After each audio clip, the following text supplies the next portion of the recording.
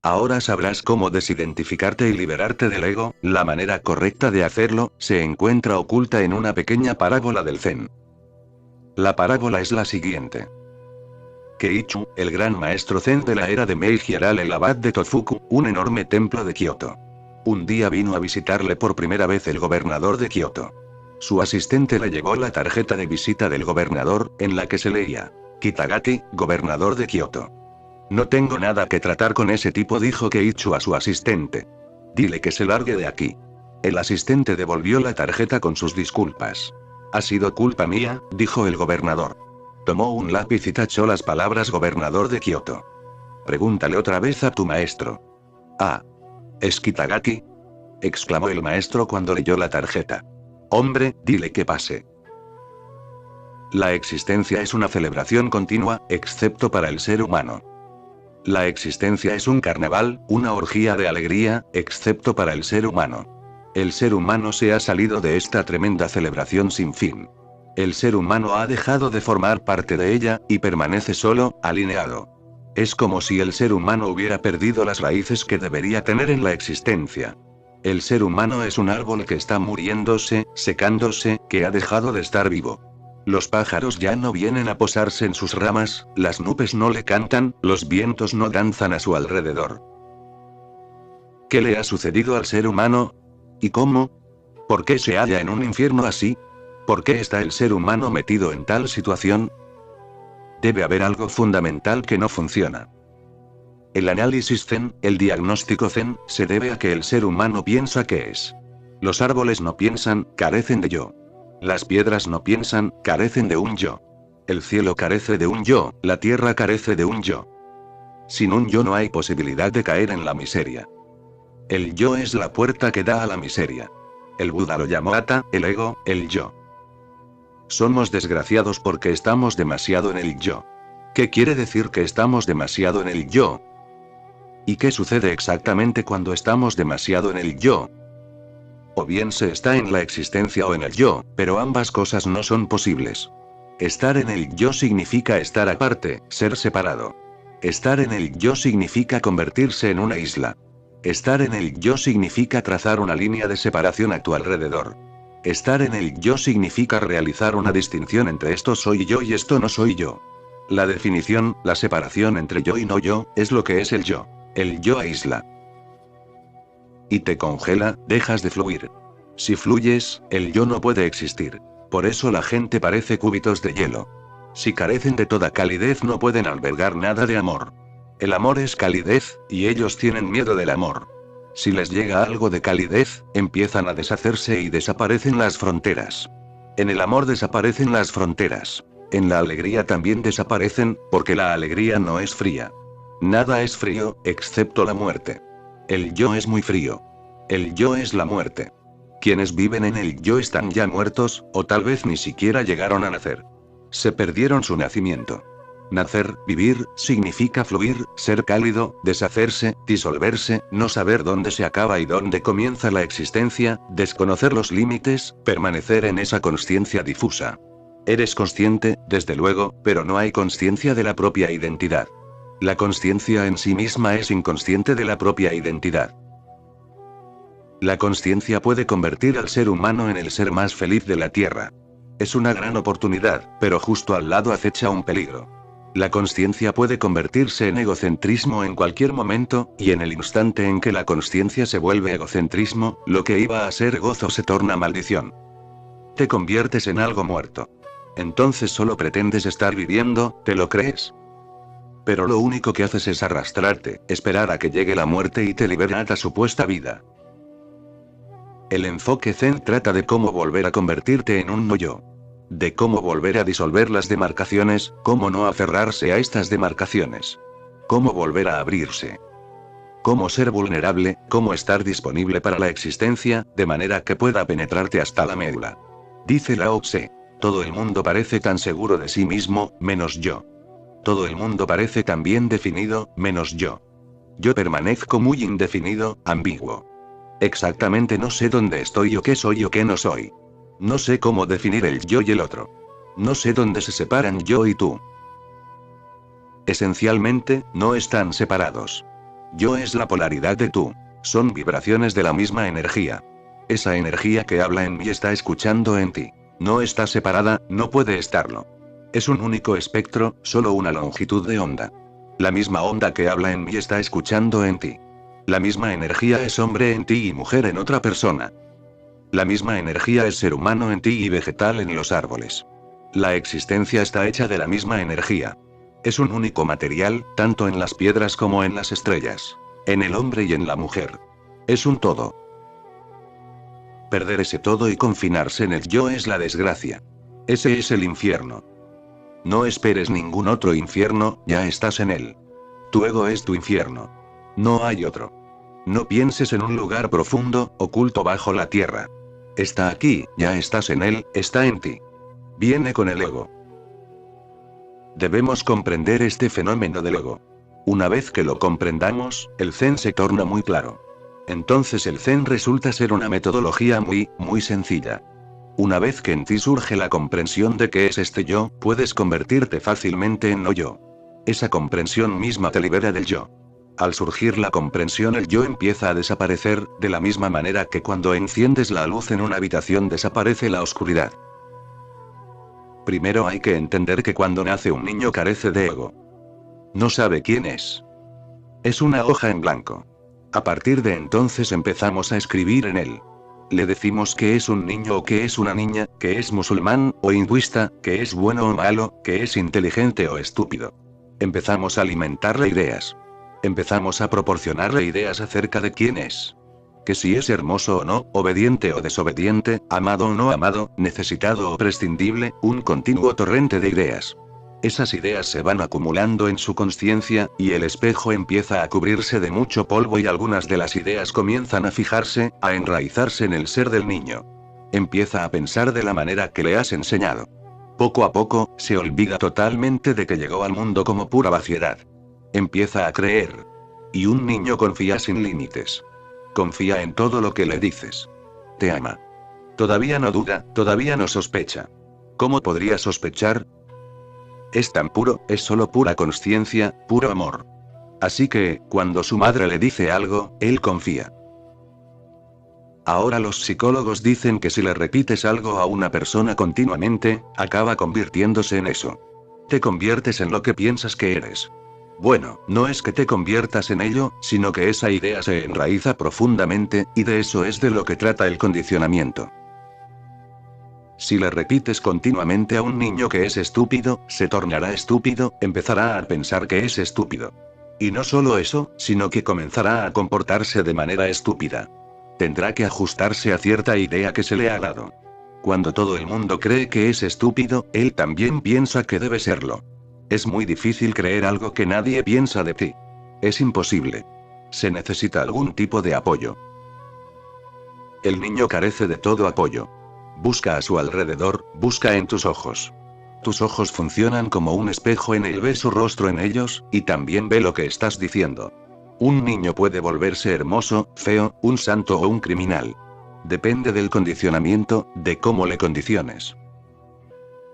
Pero tanto si se convierte en un santo o en un pecador, no tiene importancia, en cuanto respecta a la miseria, pues de cualquier manera será miserable. No importa si se convierte en un estúpido o en alguien inteligente, porque, y recuérdalo bien, es el condicionamiento el que trae la miseria. Puedes condicionarle para que sea un santo, y lo será, pero continuará siendo miserable. Puedes ir a ver a tus pretendidos santos. No hallarás seres más miserables en ningún otro lugar. A veces los pecadores pueden sentirse gozosos, pero los santos nunca. Son tan santos que ¿cómo podrían reírse, disfrutar, bailar y cantar? ¿Cómo podrían ser tan ordinarios y humanos? Son sobrehumanos y permanecen congelados en la sobrehumanidad. No es más que puro ego. El Zen es un tipo de religión completamente distinto. Aporta humanidad a la religión. No le interesa nada sobrehumano. Todo su interés radica en cómo convertir la vida cotidiana en una bendición. Otras religiones intentan destruir tu vida cotidiana y hacer de ti alguien extraordinario. Y esos son los viajes del ego, y lo cierto es que no te harán feliz. Te condicionan, te respetan. Como eres bueno, la sociedad te respeta, como eres bueno te respetan los padres, y porque eres bueno te respetan los profesores. Y poco a poco te va penetrando la idea de que si eres bueno todo el mundo te respetará y que si eres malo nadie te respetará. Pero la respetabilidad no es vida. La respetabilidad es muy venenosa. Un ser humano realmente vivo no se preocupa de la respetabilidad. Vive, y lo hace con autenticidad. No se para a considerar lo que piensan los demás. Gurdjieff solía decir a sus discípulos: no juzguen. Recuerden nunca juzgar a los demás, porque el ego surge en ustedes a partir del juicio hacia los demás. Debe ser eliminado por completo. Una vez que el niño empieza a fijarse, el niño ya tiene un yo. Este yo es algo fabricado. Es un subproducto social. En realidad no tienes ninguno, lo que ocurre es que te lo crees. Es una creencia, la más peligrosa de todas. En realidad no hay un yo, en realidad no puede haberlo, porque no estamos separados de la existencia, sino unidos y juntos en un universo. Ese es el significado de la palabra universo. Es uno. No es un multiverso, sino un universo. Todo es uno. Al morir, al vivir, al nacer, al amar, al odiar, todos somos uno. Palpitamos juntos. El hálito que tomo me viene de ti. Hace un instante era tu hálito, y ahora es el mío. Y en un instante dejará de ser mío, para pasar a ser de otro. No puedes reclamar ni siquiera tu respiración, decir que es mía. Se mueve. Vivimos en un océano de vida. Estamos inmersos en todos. Lo que es de ustedes puede ser mío, lo que es mío puede pertenecer a todos ustedes. Hace apenas un momento, antes de comenzar a hablar, había algo en mí. Ahora lo estoy compartiendo con ustedes y se convertirá en ustedes. Se transformará en su conciencia, su memoria, su mente, será completamente suyo. Una vez que se ha escuchado un pensamiento, una vez que se ha comprendido, se vuelve suyo. Deja de ser mío. Estamos interconectados. Así que el yo es una entidad falsa creada por la sociedad para sus propios propósitos. Si se comprenden los propósitos, uno puede interpretar el papel pero sin dejarse entontecer por él. El propósito es que todo el mundo necesita un carnet de identidad. Si no, todo resultaría muy difícil. Todo el mundo necesita un nombre, una dirección, un carnet de identidad, un pasaporte. De otra manera todo resultaría muy difícil. ¿Cómo llamar a alguien? ¿Cómo dirigirse a alguien? Se trata de cosas utilitarias, necesarias, sí, realmente necesarias, pero que carecen de verdad en ellas. Son arreglos. A cierta flor la llamamos rosa. No es que sea su nombre, no lo tiene, pero tenemos que llamárselo, si no lo hiciéramos sería difícil distinguir entre una rosa y un loto. Y si quisieras una rosa te resultaría difícil decir qué es lo que quieres. Son requerimientos. Sí, tienes necesidad de un cierto nombre, de una etiqueta, pero no eres el nombre ni la etiqueta, recuerda. Este entendimiento debe abrirse paso en ti. No eres tu nombre, no eres tu forma, no eres ni hinduista, ni cristiano, ni indio, ni chino. No perteneces a nadie, a ninguna secta ni organización. Debes entender que el todo te pertenece y que tú le perteneces al todo. Es cierto. Con este entendimiento el ego empezará a soltar presa, y un día sabrás que podrás utilizarlo, pero ya sin que él te utilice. Lo segundo que hay que recordar es que el ego se identifica con un rol, con una función. Alguien es administrativo, otro es delegado, el otro es jardinero, y otro distinto es gobernador. Son funciones, son cosas que haces. Pero no son tu ser.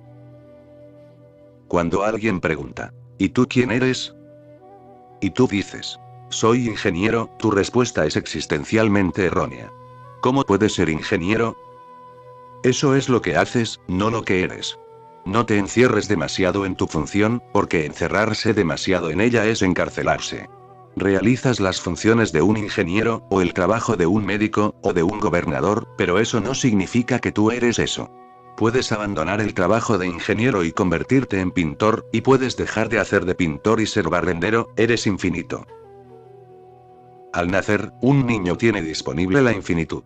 Pero poco a poco esa infinitud deja de estar disponible. Empieza a fijarse en una cierta dirección. Un niño nace multidimensional, pero tarde o temprano empieza a elegir. Y nosotros le ayudamos a hacerlo, para que pueda ser alguien. Hay un dicho chino que habla de que el ser humano nace infinito, pero poca gente muere infinita. El ser humano nace infinito y muere finito. Cuando naciste eras pura existencia. Cuando mueras serás un médico, o un ingeniero, o un profesor. Serás un perdedor en términos de vida. Cuando naciste tenías abiertas todas las alternativas, infinitas posibilidades. Podías haberte convertido en profesor, en científico, en poeta. Tenías disponibles millones de oportunidades, todas las puertas estaban abiertas. Y luego, poco a poco, te fuiste asentando, te convertiste en profesor de matemáticas, en un experto, en un especialista. Te fuiste estrechando cada vez más. Y ahora eres como un túnel pequeño que cada vez es más y más estrecho. Naciste como el cielo entero, pero no tardaste en meterte en un túnel, y ya nunca has salido de él. El túnel es el ego. Es identificarse con la función. Resulta insultante pensar en un ser humano como un administrativo. Resulta muy insultante pensar acerca de ti mismo como si solo fueses un administrativo. Resulta degradante. Son dioses y diosas, y no menos que eso. Puede que sean más, pero no menos. Cuando digo que son dioses y diosas, me refiero a que sus posibilidades son infinitas, que su potencial es infinito. Tal vez no estén explotando todo su potencial, pero es que nadie puede, porque es tan vasto que resulta imposible. Son el universo entero. Ni siquiera en un tiempo eterno podrían agotar su potencial. Eso es lo que quiero decir cuando digo que son dioses, que son inagotables. Pero hay que poner algo en práctica. Aprendes un lenguaje, te conviertes en alguien muy expresivo y articulado, y te conviertes en orador. Cuentas con un cierto sentido verbal y te conviertes en poeta. Tienes cierto oído musical, te encanta la música, estás dotado para los sonidos y te conviertes en músico. Pero esas son posibilidades pero que muy diminutas. No pienses que te acabas con ellas. Nadie se acaba nunca con nada. Sea lo que sea que hayas hecho, no es nada comparado con lo que puedes hacer. Y sea lo que sea que puedas hacer, no es nada comparado con lo que eres. El ego significa identificarse con la función. Claro está, un gobernador tiene un cierto tipo de ego. Es gobernador y cree que ha llegado a algún sitio. Un primer ministro tiene un ego y también cree que ha llegado a algún sitio. ¿Qué más puede haber para él? Eso es una tontería, una estupidez. La vida es tan grande que no hay modo de agotarla. No hay manera. Cuanto más penetras en ella, más vastas son las posibilidades que te abren sus puertas. Sí, puedes alcanzar una cima, pero luego hay otra, y es un nunca acabar. El ser humano nace a cada instante si permanece disponible a su ser potencial. El énfasis del ego está en hacer, y el de la consciencia, en ser. El zen es para ser y todos estamos por el hacer. Así que vivimos en la miseria porque nuestros seres son inmensamente grandes y los forzamos a vivir en túneles muy pequeños. Eso crea miseria, confinamiento. Se pierde la libertad y uno empieza a sentirse impedido, bloqueado, vedado, obstruido, obstaculizado. Empiezas a sentirte limitado desde todas partes. Pero no hay nadie responsable, excepto tú. Un hombre de entendimiento funciona, trabaja en mil y una cosa, pero siempre se sale de ellas. Cuando va a la oficina puede convertirse en un gobernador, pero en el momento en que sale de la oficina deja de serlo, vuelve a ser el cielo abierto, vuelve a ser un dios. Cuando regresa a casa, se convierte en el padre, pero no se identifica con ello. Ama a su esposa, se convierte en marido, pero no se identifica con ello. Tiene que hacer mil y una cosas, pero permanece libre de todas las funciones. Es padre, marido, madre, hermano, hijo, profesor, gobernador, primer ministro, presidente, barrendero, cantante y mil y una cosas, pero puede permanecer libre de todo ello. Permanece trascendente, más allá. No hay nada que pueda contenerle. Pasa por todas estas habitaciones, pero ninguna de ellas se convierte en prisión. De hecho, cuanto más se mueve, más libre se vuelve. No tienes más que fijarte. Cuando estás en la oficina, sé un administrativo, sé un delegado, sé un gobernador, eso está muy bien, pero en el momento en que salgas de la oficina, no sigas siendo un gobernador, un administrativo, un delegado. La función ya ha acabado. ¿Por qué seguir cargando con ella? No vayas andando por la calle como si fueses gobernador, porque no lo eres. La gobernadora te pesará y no te permitirá disfrutar. Los pájaros piarán en los árboles, pero ¿cómo podrá participar de ello un gobernador? ¿Cómo puede bailar con los pájaros un gobernador? Llegarán las lluvias y un pavo real tal vez se ponga de bailar. ¿Cómo podrá un gobernador plantarse en medio de la multitud para observarlo? Es imposible. Un gobernador debe continuar siendo gobernador. Sigue con lo suyo, nunca mira aquí o allá, nunca se fija en el verdor de los árboles, ni mira la luna. Sigue siendo gobernador. Esas identidades rígidas los limitan. Cuanto más rígidos, más limitados. Debes recordarlo. No estás confinado por nada de lo que hagas. Tus acciones no tienen un significado para tu ser.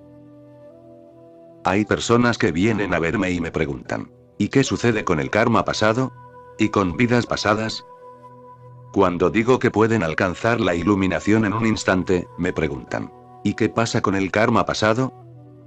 Yo respondo que ese karma nunca es un confinamiento, porque las acciones nunca lo son. Si permaneces confinado es simplemente porque así lo quieres, si no, no habría tal confinamiento. Al igual que sales de la oficina y abandonas tu función de gobernador, también en cada vida puedes salirte a esa vida. Ese sueño ha acabado, fuese dulce o una pesadilla. Te sales. Eso es lo que hace constantemente un meditador. Se sale a cada momento del pasado, abandona por completo el pasado. Deja de estar allí, no se queda remoloneando, está liberado de él. Entonces no hay karma. El karma no te obstaculiza, eres tú el que se apega a él. Se trata de un hábito, de una costumbre, y no haces más que practicarlo continuamente. Cuando no estás con tu esposa, dejas de ser esposo. ¿Cómo puedes ser esposo sin una mujer?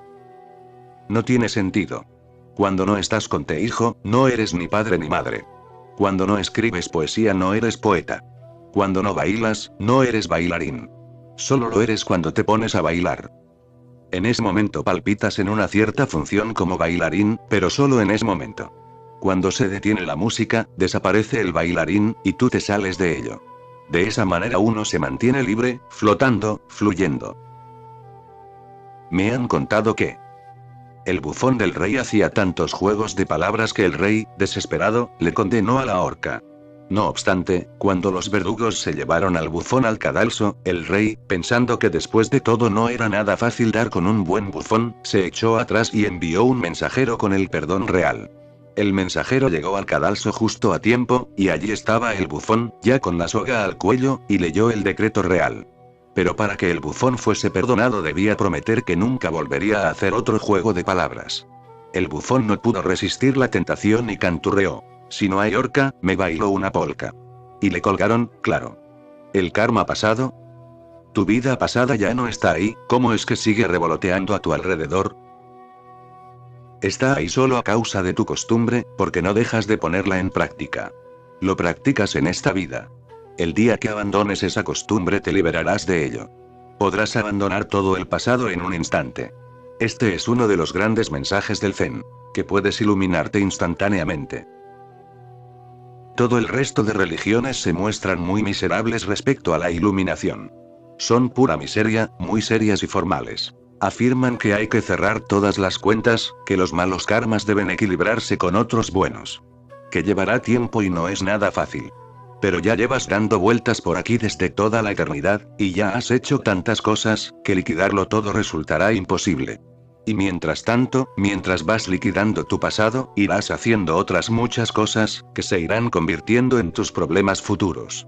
Comerás, o al menos respirarás, y cuando respiras eres violento, al igual que cuando comes.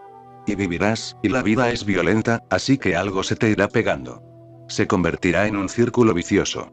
Nunca podrás deshacerte de ello. La ilógica Zen, o la lógica Zen, es muy, pero que muy clara. El Zen dice que puedes deshacerte de todo ello ahora mismo, en este momento, porque solo se trata de un apego de tu parte. No es que los karmas se aferren a ti, sino que tú te apegas a ellos. Si dejas de apegarte, se acabó. ¿Cómo deja uno de apegarse? Hay que empezar en la vida actual, en esta vida. Sé un esposo y nunca seas un esposo. A eso es a lo que me refiero cuando digo que un sannyasin debe ser un actor perfecto. Sé madre y nunca seas madre. No te identifiques con el papel. Es un papel, cúmplelo con la mayor perfección posible, tan estéticamente como sea posible, con tanto amor como puedas, disfruta colmándolo, que se convierta en una obra de arte. Sé una hermosa esposa, madre, sé un maravilloso marido, o amante, pero no te conviertas en uno. En el momento en que te conviertes en ello te estás buscando problemas. No permitas que las funciones se instalen en ti. No permitas que los roles se asienten en ti. Sé exactamente como un actor versátil, con muchos registros. El actor interpreta muchos papeles. A veces es un padre, o una madre, y a veces es un asesino, y otras tiene un papel muy serio, o bien interpreta un papel ridículo. Pero interpreta todos los papeles perfectamente igual, sin preocuparse por el que le ha tocado. Sigue siendo versátil, y aporta todo lo que puede al papel. Si le das el papel de un asesino, será el mejor asesino del mundo, si le das el de un santo será el mejor santo del mundo. Y puede cambiar. En un acto será el santo, y en otro es el asesino. Pero su perfección permanece intacta. Esta versatilidad también tiene que darse en la vida. La vida es una gran obra de teatro. Sí, el escenario es enorme, toda la tierra funciona como un escenario y toda la gente son actores. Pero nadie sabe a dónde va a parar todo esto. No han repartido el guión, pues debe crearse. Hay que improvisar continuamente. En el Zen existen ciertas piezas teatrales llamadas no. No hay guión, solo están los actores. Se alza el telón e improvisan. Empiezan a pasar cosas. Si hay gente en el escenario, entonces seguro que pasa algo. Aunque se hallen en silencio, sentados, mirándose, y algo pasará, sin necesidad de prepararlo ni ensayarlo. La vida es exactamente igual, momento a momento. Salta del pasado, y sea lo que sea que pueda pasar, déjalo que pase, sin inhibiciones, sin reprimirlo. Métete en ello todo lo posible y tu libertad crecerá. Una cosa más antes de seguir adelante. El ego, o el yo, es la parte pretendiendo ser el todo. Es como si mis manos pretendiesen ser todo el cuerpo. Por ello, surgirán dificultades. Somos parte del universo infinito, y empezamos a pretender que somos el todo. El ego es una especie de locura, una neurosis, una megalomanía. El ego es una locura. Si le escuchas te darás cuenta de que así es. Cree que todo es posible. Cree que puede conquistar el todo, la naturaleza, a Dios. Piensa en términos de conquista. Piensa en términos de agresión. Cree que todo es posible, que puede hacer cualquier cosa. Y cada vez se torna más ambicioso, y más loco. En China hay una historia zen muy antigua. El mono, es uno de los más antiguos símbolos para designar la mente, el yo, el ego. El mono es una metáfora de la estupidez del ego, y esta historia es extraña. Solo alguien zen puede escribir una historia así, ninguna otra religión puede ser tan valiente. A las otras religiones, para los cristianos, hinduistas, musulmanes, les parecerá sacrílega, irrespetuosa hacia el Buda o Dios. Pero no lo es. La gente zen ama tanto al Buda que pueden gastarle bromas. Son producto del más profundo amor. No tienen miedo. La gente zen no son personas temerosas de Dios, recuérdalo, son amantes de Dios. Cuando amas a alguien también te puedes reír. Y saben que con su risa no ridiculizan al Buda. De hecho, con su risa le están ofreciendo su amor. La historia ha sido condenada por otras religiones. Sí, es cierto que los cristianos no pueden escribir historias así sobre Jesús. Los jainistas tampoco escriben historias sobre Mahavira, ni los budistas hindúes escriben historias como esta sobre el Buda. Solo en China y Japón ha crecido la religión de manera tan maravillosa, como para hacerlo posible. El humor ha sido posible. Escucha esta historia de Buda. Un mono se presentó ante Buda. Afirmó que podía hacer cualquier cosa, pues no era un mono ordinario. Era como Alejandro Magno. Decía: imposible. Esa palabra no existe en mi vocabulario. Puedo hacer cualquier cosa. Era un mono sensacional, o al menos eso creía él. El Buda le dijo: voy a hacer una apuesta contigo. Si realmente eres tan listo y tan grande como dices, salta más allá de la palma de mi mano derecha. Si lo consigues, le diré al emperador de Jade que venga de vivir conmigo en el paraíso occidental y tú te quedarás con su trono sin más. Pero si fracasas deberás regresar a la tierra y realizar penitencia durante un palpa antes de regresar a mi presencia. Este Buda, pensó el mono para sí, es un tonto de remate. Puedo saltar 180.000 leguas, y la palma de su mano no puede tener más de 20 centímetros de anchura. ¿Cómo no voy a poder saltar por encima? ¿Estás seguro de poder hacer eso por mí? Preguntó el mono. Desde luego que lo estoy, respondió el Buda. Estiró la mano derecha, que parecía del tamaño de una hoja de loto. El mono se puso la vara tras la oreja y saltó con todas sus fuerzas. Ya está bien, se dijo el mono para sí. Ahora ya me he pasado de largo. Se movía con tal rapidez que casi resultaba invisible, y el Buda, que le observaba con el ojo de la sabiduría, apenas vio pasar zumbando un remolino. El mono llegó finalmente a 5 pilares rosados que se hallaban clavados en el aire. Este es el fin del mundo, se dijo. Todo lo que tengo que hacer es regresar donde está el Buda y reclamar mis derechos. El trono ya es mío. Un momento, pensó. Mejor que deje constancia de alguna manera en caso de que el Buda me ponga penas. Así que en la base del pilar del medio escribió: el gran sabio, semejante al cielo, ha alcanzado este lugar. Luego, para mostrar su respeto, se alivió al pie del primer pilar y saltó de regreso al lugar de origen. De pie sobre la palma de Buda, dijo: he ido y he vuelto. Puedes irle diciendo al emperador de Jade que me entregue los palacios del cielo. Mono apestoso, dijo el Buda. Has estado en la palma de mi mano todo el tiempo. Estás equivocado, aseguró el mono. Llegué hasta el fin del mundo, donde vi 5 pilares de color carne clavados en el cielo. En uno de ellos escribí algo. Si quieres te llevaré allí para que lo compruebes. No será necesario, dijo el Buda. Mira aquí abajo. El mono miró con sus ojos fieros y acerados, en la base del dedo corazón de la mano del Buda vio escritas las palabras: el gran sabio, semejante al cielo, ha alcanzado este lugar. Y de entre el pulgar y el índice le llegó el olor de orina de mono. El mono es una metáfora del ego. El ego cree que lo puede todo. Vive en esa falacia. La parte vive en la falacia de que es el todo.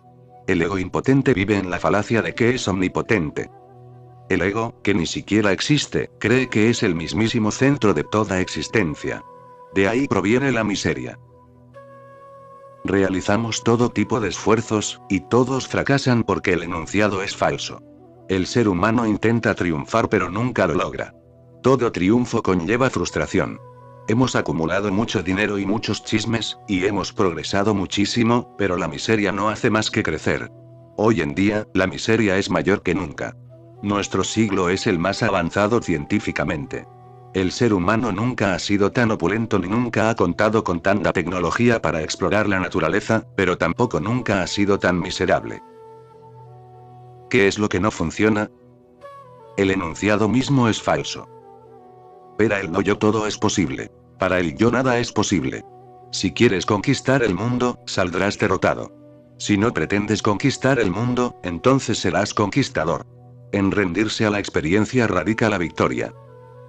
La fuerza de voluntad no conduce al paraíso, sino la entrega. Así que recuérdalo bien, y ahora entra en esta parábola. Keiichu, el gran maestro zen de la era Meiji, era el abad de Tofukuji, un enorme templo de Kioto. Un día vino a visitarle por primera vez el gobernador de Kioto. Su asistente le llevó la tarjeta de visita del gobernador, en la que se leía: Kitagati, gobernador de Kioto. No tengo nada que tratar con ese tipo, dijo Keiichu a su asistente. Dile que se largue de aquí. El asistente devolvió la tarjeta con sus disculpas. Ha sido culpa mía, dijo el gobernador. Tomó un lápiz y tachó las palabras gobernador de Kioto. Pregúntale otra vez a tu maestro. Ah. ¿Es Kitagati? Exclamó el maestro cuando leyó la tarjeta. Hombre, dile que pase. ¿Qué ha pasado? Se trata de una historia muy simple, pero de tremenda importancia. Este gobernador va a ver a un maestro zen. Escribe su nombre, Kitagati, pero no puede olvidarse de que es gobernador de Kioto. Cuando vas a ver a un maestro debes olvidar cualquier cosa de este tipo. De otro modo no vayas. Puede que vayas físicamente, pero espiritualmente estás muy lejos, a kilómetros de distancia. El gobernador se interpondrá, la función se interpondrá. ¿Cómo puede acudir a un maestro zen un gobernador? Un hombre puede ir, y una mujer también, pero un gobernador, no. El gobernador es una función. La consciencia puede venir, pero el ego, no. Al ver la tarjeta de visita, el maestro dijo: No tengo nada que tratar con ese tipo. Ni siquiera entiende lo más elemental, así que ¿para qué molestarse? Uno acude a un maestro zen con profunda humildad, porque solo se puede aprender en la humildad. Vas para aprender, no para demostrar quién eres. Debes rendirte, entregarte, y no interpretar, ni manipular, ni impresionar. Vas bien humilde. Solo entonces podrás ir. Si vienes con ciertas ideas, que eres esto o lo otro, entonces más vale que no vengas. Pero llevamos nuestra función como si fuese una máscara. El rostro original permanece oculto. Si tienes mucho dinero se ve en tu cara, porque está ocultando el rostro real. Si estás en algún asunto político, la política aparece por ahí. Un maestro zen no es un maestro religioso ordinario. No es un sacerdote, ni un papa o un shankaracharya. No cree en la jerarquía. Lo que quiere es verte directamente y que tú le veas de la misma manera. No quiere que nada se interponga entre los dos. Este gobernador estaba en medio. Y a causa de este gobernador el maestro no podría permear a Kitagaki, y este no podría comprender al maestro. Este gobernador sería un gran impedimento que no permitiría la comunicación. Y claro, cuando eres gobernador no puedes estar relajado. Estás tenso. Cuando eres gobernador no estás dispuesto a escuchar, estás dispuesto a ordenar. Cuando eres gobernador no te inclinas ante nadie. El maestro tiene toda la razón cuando dice, no tengo nada que tratar con ese tipo. Dile que se largue de aquí. Parece rudo. Pero no lo es, pues su contestación es producto de la más profunda compasión. Parece rudo porque estamos demasiado acostumbrados a las formalidades. Pero un maestro zen no forma parte de este mundo formal, y por eso es maestro zen. Vive fuera de la sociedad. Es un pasota, un rebelde. No se preocupa de tus formalidades, porque la mentira continúa existiendo gracias a las formalidades, al igual que el ego. El ego se sustenta gracias a todo tipo de formalidades. El maestro ha segado toda la hierba bajo los pies del gobernador. Le ha quitado todos los apoyos. Dice que no quiere ver a ese tipo. Aparentemente es duro y rudo, pero penetra en su interior y hallarás compasión. No se preocuparía si no fuese tan compasivo. Habría dicho, vale, que entre, le hubiera visto, hablado y habría acabado con él, porque ¿para qué molestarse? Pero en realidad quiere que ese tipo entre, pero no puede hacerlo siendo un gobernador. La gobernaduría debe abandonarse en la puerta. La vieja mente debe dejarse fuera del templo. Debe entrar como una pizarra limpia. Debe entrar en el templo como un niño, sin ninguna idea preconcebida acerca de quién es. Entonces las cosas pueden comenzar a funcionar. Entonces la chispa del maestro puede prender en él. Recuerda que es por compasión. A veces los maestros han sido muy duros por compasión, casi crueles, y los maestros zen más todavía. En una ocasión un gran político, un primer ministro, fue a ver a un maestro zen. Le preguntó, reverendo, ¿cómo explicaría el egoísmo? El rostro del maestro zen se tornó súbitamente azul. Y le dijo al primer ministro, de manera muy arrogante y desdeñosa, ¿pero qué es lo que preguntas, pedazo de zoquete? Esta inesperada respuesta sacudió enormemente al primer ministro, tanto que la rabia le empezó a aflorar al rostro. El maestro zen sonrió y dijo, Excelencia, eso es egoísmo. Los maestros zen son muy realistas, muy pragmáticos, muy prácticos. Creen en la inmediatez, y no en las explicaciones. Sacuden fuerte para despertarte. Si el primer ministro hubiera acudido a cualquier otro, a un santo hinduista o a uno jainista, le habrían ofrecido largas explicaciones. Le habrían explicado teorías y filosofías. Le habrían diseccionado la cuestión. Pero este maestro zen se limitó a clavarle el clavo en la cabeza. En lugar de meterse en teorías, optó por los hechos. Creó la situación que provocó la ira del primer ministro. De repente el ego dejó de ser una cuestión teórica, para convertirse en un hecho inmediato. El ego surge, el humo está ahí, rodeando las circunstancias del hombre. Y luego dice, Excelencia, eso es egoísmo. Ha creado algo y ahora puede señalarlo directamente. Parece muy duro responderle así a ese pobre hombre, que no ha hecho ninguna pregunta absurda, sino muy religiosa. ¿Qué es el ego? ¿Qué es el egoísmo? Parece muy duro responderle. ¿Pero qué es lo que preguntas, pedazo de zoquete? Y no obstante, este maestro zen no era muy zen. Porque se sabe que los maestros Zen te sacuden, gritan, saltan encima de ti, te abren la puerta para que te vayas a fin de crear una situación en la que el problema cobre realidad, para que puedas despertar al problema de manera directa. El Zen es directo. No cree en las cosas indirectas. El asistente devolvió la tarjeta con sus disculpas. Ha sido culpa mía, dijo el gobernador. Tomó un lápiz y tachó las palabras gobernador de Kioto. Pregúntale otra vez a tu maestro. Ese hombre debía ser muy inteligente, porque los gobernadores ordinarios no saben actuar de esa manera. Un gobernador normal y corriente se hubiese enfadado de veras, y se habría vengado. Pero este hombre comprendió. Debía ser un hombre de inteligencia singular, de gran comprensión, nada estúpido. Comprendió. Pudo verlo. Pudo ver la compasión del maestro, la sugerencia, el indicio. Una sugerencia muy sutil. De no haber sido muy inteligente se le habría pasado por alto. Sucede en muchas ocasiones. Mucha gente pasa por alto las indicaciones que son muy sutiles. La realidad es muy sutil. Fue capaz de leer la compasión del maestro. No se enfadó, ni se perturbó. Debió ver la razón por la que el maestro dijo: no tengo nada que tratar con ese tipo. Era una indicación tan clara. Si permaneces alerta, las cosas son en realidad muy claras. Si no estás alerta, entonces no lo son. Si no estás alerta, tu rabia interna, tu reacción, añadirá más confusión. Ha sido culpa mía, dijo el gobernador. Tomó un lápiz y tachó las palabras gobernador de Kioto. Pregúntale otra vez a tu maestro. Ah. ¿Es Kitagaki? Exclamó el maestro cuando leyó la tarjeta. Hombre, dile que pase.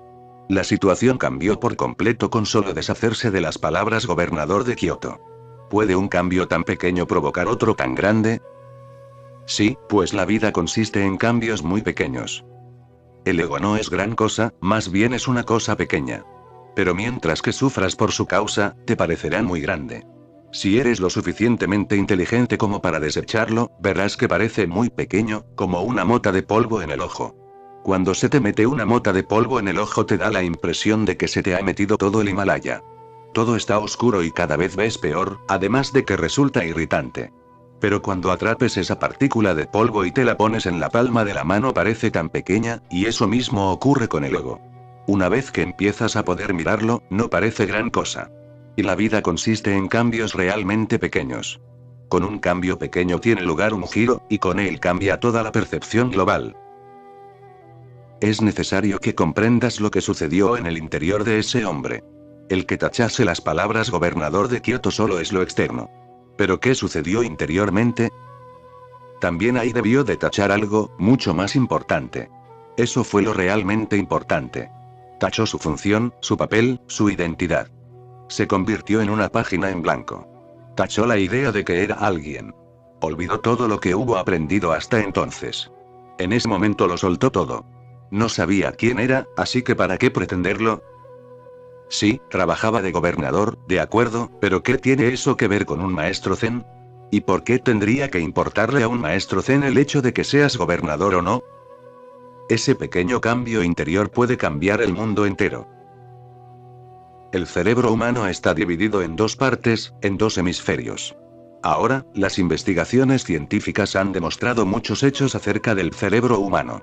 El lado derecho, el hemisferio derecho del cerebro, funciona de una manera totalmente distinta que el lado izquierdo.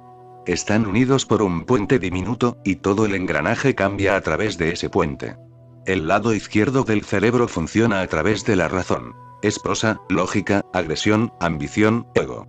Es masculino, es yang, es muy violento.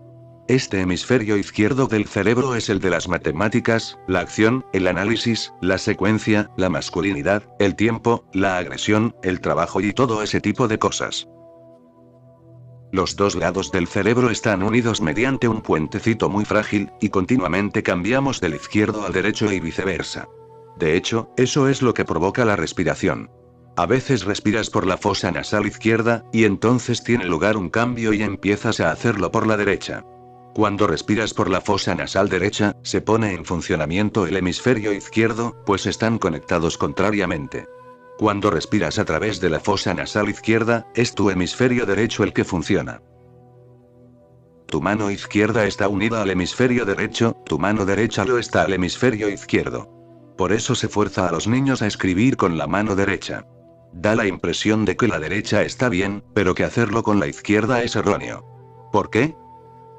Porque un niño que escribe con la mano izquierda nunca será el tipo de persona que la sociedad quiere que sea. Será más poético, más imaginativo. Albergará grandes sueños. Será pintor, bailarín, cantante, músico, pero nunca será un as en matemáticas, ingeniería o ciencia. No se convertirá en un gran general, en un asesino o un político, no. Por todo ello, la mano izquierda es peligrosa. Se necesitan diestros. La historia está escrita por gente diestra. Los zurdos tiene que cambiar, porque si usas la mano izquierda empezará a funcionar tu parte imaginativa, tu parte femenina, tu falta de egoísmo. Serás más blando, te abrirás más. Serás más receptivo. Por eso obligan a los niños a cambiar. Tarde o temprano tendrá lugar una revuelta zurda contra los diestros. Tienen que rebelarse. De hecho, el 50% de las personas son zurdas, porque hay un equilibrio, pero las hemos obligado a cambiar. De ese 50%, aproximadamente el 40% se han convertido en diestros a su pesar. El 10% persiste. Pero lo hacen con miedo, con ansiedad. Como si algo estuviese equivocado. No es solo cuestión de manos, también lo es del cerebro. Los lingüistas acaban de despertarse al hecho de que en el mundo existen dos tipos de lenguas. Algunas funcionan desde el hemisferio izquierdo, por ejemplo, el inglés. Se trata de una lengua científica, más racional. En cambio, la lengua de los Hopis funciona desde el derecho. Se trata de una lengua totalmente distinta, más pictórica, menos científica, más poética, más colorista, más viva. Los Hopos no pueden desarrollar mucha matemática. Hemos sido forzados a permanecer cada vez más en el hemisferio izquierdo y poco a poco nos hemos olvidado del derecho. Nos hemos olvidado del mundo del hemisferio derecho. Cuando sueltas el ego es un cambio que tiene lugar interiormente. Y tras ello surge en ti un tipo de energía totalmente distinto. Te tornas más poético, más divertido, más alegre. Y uno crece.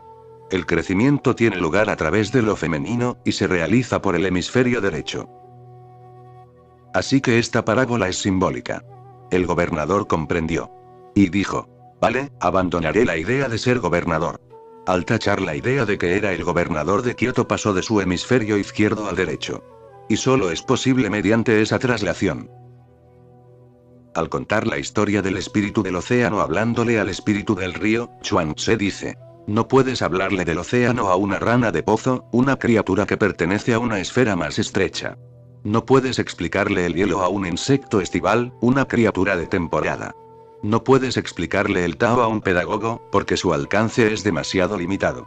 Pero ahora que has emergido de tu estrecha esfera y visto el gran océano, conoces tu propia insignificancia y puedo hablarte de grandes principios. Eso es lo que el océano le dice al río cuando éste desemboca en el mar. Ese momento el océano ha permanecido tranquilo y ha guardado silencio. El río estaba ahí, dudando entre entrar o no en el océano, y este guardaba silencio. Entonces el río desembocó en el océano y este dijo: ahora que has emergido de tu estrecha esfera y visto el gran océano, conoces tu propia insignificancia y puedo hablarte de grandes principios.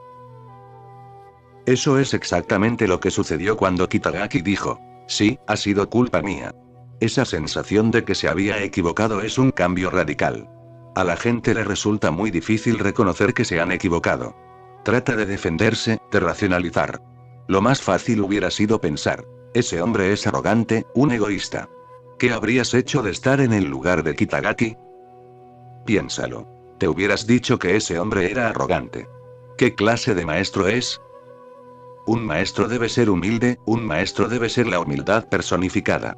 Y ese hombre es un egoísta, ni siquiera sabe guardar los valores, es rudo y primitivo. Te hubieras enfadado. Habrás echado mano de 1001 racionalizaciones. La gente va por ahí existiendo a base de racionalizaciones. Estoy enamorado de mi caballo, le dijo Benjamín preocupado al psiquiatra. Eso no es grave, replicó el psiquiatra. Mucha gente ama a los animales. Mi esposa y yo tenemos un perro al que queremos muchísimo. Ah, doctor, pero es que lo que siento por mi caballo es atracción física. Ya, dijo el psiquiatra. ¿Qué clase de caballo es? ¿Es un potro o una yegua? Una yegua, desde luego. Respondió Benjamín. ¿Es que cree que soy gay? La oración corregida sería: siempre puedes recurrir a algo para defenderte. Puedes defender tu estupidez, tu enfermedad, tu neurosis. Puedes defender el estado en el que te encuentras. Puedes defender tu sufrimiento y tu miseria. La gente defiende sus infiernos con empeño, no quieren salir de ellos. En el momento en que el gobernador se dijo que había cometido un error, cambió todo su ser interior. ¿Te has fijado en lo que sucede en esas ocasiones? En el momento en que dices: sí, me he equivocado, de repente desaparece una tensión. Ahora no hay defensa, ahora no necesitas estar a la defensiva, ahora puedes abrirte. En el momento en que tachó las palabras gobernador de Kioto, se convirtió en otro hombre. Dejó de ser la misma persona. Por eso el maestro dijo: ah, ¿es Kitagaki? Hombre, dile que pase. Ahora es una persona completamente distinta. Dos personas están sentadas en un bar.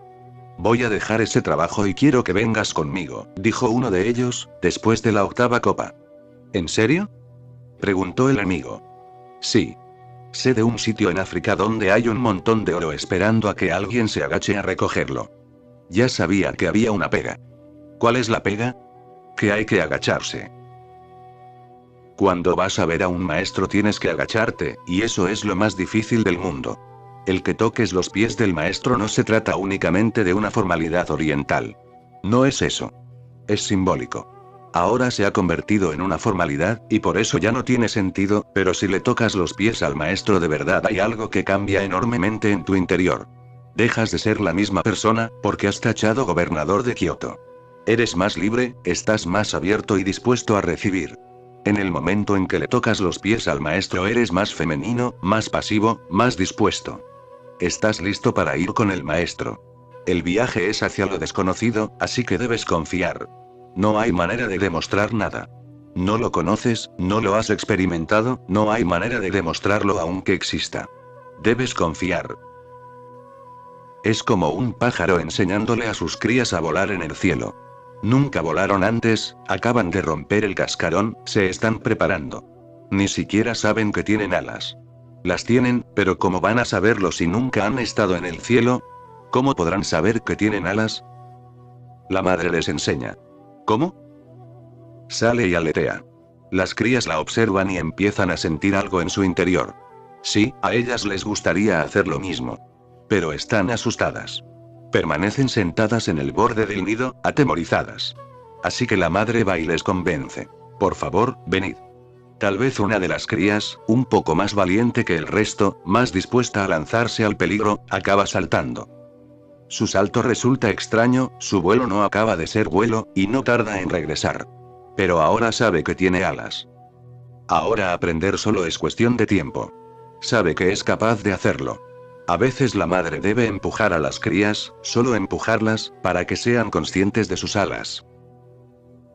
Un maestro está en la misma situación. Debes confiar, como un hijo confía en su madre. El maestro te lleva a realizar un viaje por donde nunca has estado. De hecho, te lleva a realizar un viaje por donde nunca has soñado, por no decir experimentado. Te lleva a realizar un viaje del que nunca has oído hablar. No puedes escuchar, aunque alguien esté hablando de ello, porque te resulta muy poco familiar. El maestro está cambiando completamente tu mente. Te conduce a una metamorfosis, a una transformación, a una metanoia. A veces podrás convencer, otras deberá empujar, pero una vez que estés en el cielo, sabrás. Y lo más hermoso será que no te dará nada. Las alas ya eran tuyas, al igual que la energía para volar. Y el cielo es tan tuyo como del maestro. No te estará dando nada. Pero no obstante, te habrá dado grandes cosas. Te habrá dado valor, y la posibilidad de confiar, de entrar en una nueva aventura, de avanzar hacia lo desconocido. Ah. ¿Es Kitagaki? Hombre, dile que pase. Ese borrar el título se ha convertido en un símbolo, y él comprendió su error. Resulta muy instructivo. Ahora el maestro está dispuesto a recibirle. El maestro solo puede recibirte cuando estés listo para ser recibido. Antes de tiempo sería prematuro, no serviría de nada, no te sería de ayuda.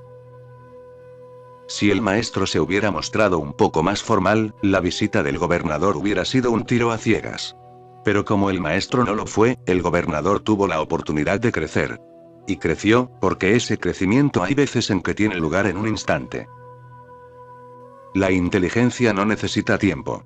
Si eres inteligente, lo que te estoy contando ya te estará sucediendo. Si por el contrario, eres estúpido, deberás pensar en ello.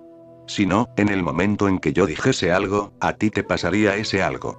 Lo digo, y empieza a suceder, empiezas a sentirlo, empiezas a tener un cierto gusto por ello, empiezas a aletear, a prepararte para saltar. Empiezas a tener valor, empiezas a sentirte atraído hacia el riesgo que entraña. Mientras yo digo algo, si eres inteligente, no hay necesidad de hacer nada. Te sucederá con solo escuchar. El Buda dijo que había dos tipos de personas: los que alcanzaban la verdad al escucharla, y los que tenían que esforzarse mucho. La segunda categoría es mediocre, pero te sorprenderá saber que esa segunda categoría se ha hecho muy importante. A la primera la llama Shravaka, exactamente la misma palabra que utiliza Mahavira. Quienes realizan con solo escuchar, Shravaka. Y la segunda la llama Sadhu. Quienes no realizan con solo escuchar, sino que deben esforzarse porque su inteligencia no es suficiente. Si no, la inteligencia es liberación. Si la escucha es correcta, sucede por sí mismo. Entonces cualquier situación puede ser una oportunidad. El Zen llama Mushin a este estado de la mente. Mu-shin implica un estado de no mente, de inteligencia pura. Ningún pensamiento se mueve, solo la llama de la atención. En este estado el observador deja de estar separado de lo observado, el conocedor ya no sigue separado de lo conocido, el oyente no está separado del orador. En ese momento hay comunicación, y en ese momento hay transferencia. Entonces cualquier cosa puede servir, como por ejemplo mi silencio, o mi palabra, o cualquier gesto de mi mano. Debes permanecer en Mushin, un estado mental carente de ego, sin limitaciones. Dios, el nirvana, solo es posible en ese estado. Tenemos el famoso haiku de Baso. El viejo estanque, salta la rana. Plaf. Se dice que Baso se hallaba sentado junto a un viejo estanque, un estanque muy antiguo. Y que en una piedra había una rana sentada. Debía ser una mañana muy soleada y la rana debía estar disfrutando del sol. Baso observaba, simplemente sentado y en silencio. Debía hallarse en un estado de Mushin. El viejo estanque, salta una rana. Plaf. Y con el sonido de la rana saltando en el viejo estanque, plaf. Se dice que Baso se iluminó. Ese plaf fue suficiente para despertarle. Sí, en Mushin, incluso un plaf es suficiente. Este gobernador debía ser un hombre muy inteligente. De pie, junto a la puerta del maestro, debió de haber alcanzado, poco a poco, un cierto vislumbre de Mushin.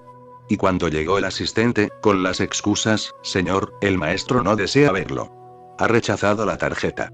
Ha dicho: no tengo nada que tratar con ese tipo, estas debieron ser como plaf. Algo sucedió en ese momento. El gobernador reconoció su error y se transformó en un hombre completamente distinto. Dejó de ser el mismo. Sí, puede suceder en un instante.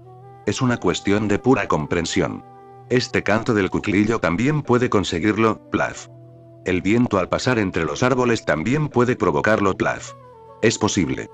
Lo imposible es posible si se está en Mushin. Y el Zen no es más que una disciplina acerca de cómo alcanzar este Mushin, este estado de no mente.